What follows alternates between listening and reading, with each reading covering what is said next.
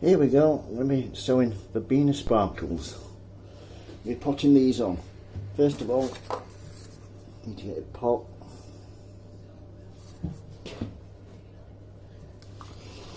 Fill it full of a good all-purpose, multi-purpose compost. Once you've filled it to the required level, take your dibber, a pen, or some people use chopsticks. I like to use the end of a biro.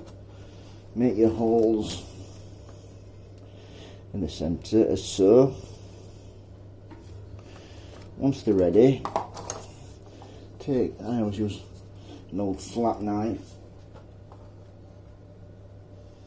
get underneath them, and using the first leaf, pull them apart like so,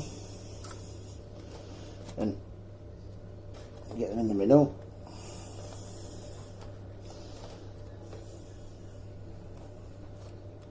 Pat them down, just like that. So here we go again. Pull them out.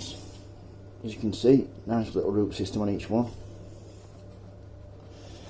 Make your hole in the middle, fern them in, then water them.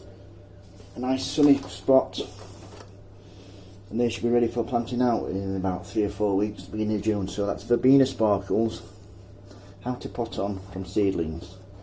Thank you very much. Bye.